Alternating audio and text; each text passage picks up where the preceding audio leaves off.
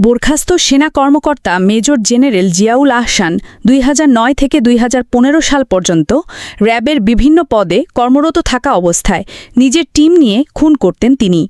গুম করা ব্যক্তিকে খুন করতে তিনি বলতেন, গল্ফ করো, অর্থাৎ ওকে খুন করো। জিয়াউল আহসান এখন কেরানীগঞ্জ বিশেষ কারাগারের ধলেশ্বরী ভবনে ডিভিশনপ্রাপ্ত সেলে বন্দী আছেন। টেলিফোনে জানতে চাইলে বিশেষ কেন্দ্রীয় কারাগারের জেল সুপার সায়েফউদ্দিন নয়ন জানান, সুনির্দিষ্ট কী অপরাধে তিনি কারাগারে আছেন বলতে পারছি না, তবে তিনি ১৫টি মামলায় ধারা ৩০২, ৩০৭, ১০৯, ৩২৬-এ বন্দী আছেন। এই সম্পর্কে অনুসন্ধান করতে গিয়ে জিয়াউল আহসানের নৃশংসতার অসংখ্য কাহিনী জানা গেছে।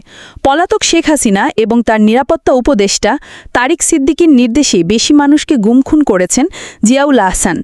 তিনি হাসিনা ও তারিক সিদ্দিকীর একান্ত অনুগত ও বিশ্বস্ত ছিলেন। তাদের নির্দেশে গুম করে আয়নাঘরে রাখতেন ভিকটিমদের। সেখান থেকে বিভিন্ন কায়দায় খুন করে লাশ গুম করে দেওয়া হতো। জিয়াউল আহসান গুম হওয়া ব্যক্তিদের জমটুপি পরিয়ে মাইক্রোবাসে করে পোস্তগোলো ব্রিজ, কাঞ্চন ব্রিজ কিংবা কাঁচপুর ব্রিজে নিয়ে গিয়ে গুলি করে লাশ ফেলে দিতেন শীতলক্ষা ও বুড়িগঙ্গা নদীতে। একদিনে একজনকে দিয়ে ১১টি এবং আরেকজনকে দিয়ে ১৩টি খুন করারও রেকর্ড আছে। কখনো আবার মাইক্রোবাসে ইঞ্জেকশন দিয়ে মেরে ফেলা হতো। এরপর লাশ রেল লাইনের উপর শুইয়ে দিতেন।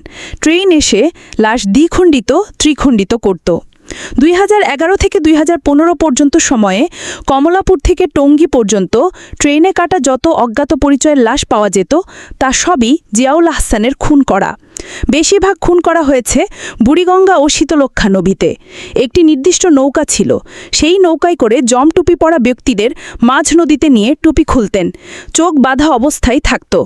মাথার একেবারে কাছে অস্ত্র উঁচিয়ে গুলি করতেন জিয়াউল আহসান। ফিনকি দিয়ে রক্ত ও মগজ এসে পড়ত তার হাতে। তখন তিনি উল্লাস করতেন। কখনো আবার দেখা যেত আগেই হত্যা করা লাশ নৌকায় তুলে নিচে ও উপরে সিমেন্ট ভর্তি বস্তার সঙ্গে বেঁধে বুড়িগঙ্গায় ফেলে দিতেন, যাতে লাশ পানির নিচে তলিয়ে যায়। হতভাগ্য বিএনপি নেতা ইলিয়াস আলীর শেষ পরিণতিও ঘটে জিয়াউলের হাতে। বিএনপির প্রভাবশালী কেন্দ্রীয় নেতা, সিলেট ২ আসনের সাবেক এমপি এম ইলিয়াস আলী ও তার গাড়ি চালক আনসার আলীকে ২০১২ সালের ১৭ এপ্রিল রাতে বনানীর রাস্তা থেকে অজ্ঞাত ব্যক্তি পরিচয়ে অপহরণ করা হয়। পরে ইলিয়াস আলীকে গুম করার পর হত্যা করে মেজর জেনারেল জিয়াউল আহসানের নেতৃত্বে একটি কিলিং স্কোয়াড। হত্যার পর খনিচক্র ইলিয়াস আলীর লাশ যমুনা নদীতে ফেলে দেয়। এই চাঞ্চল্যকর গুম ও হত্যার নির্দেশদাতা ছিলেন খোদ তৎকালীন প্রধানমন্ত্রী শেখ হাসিনা।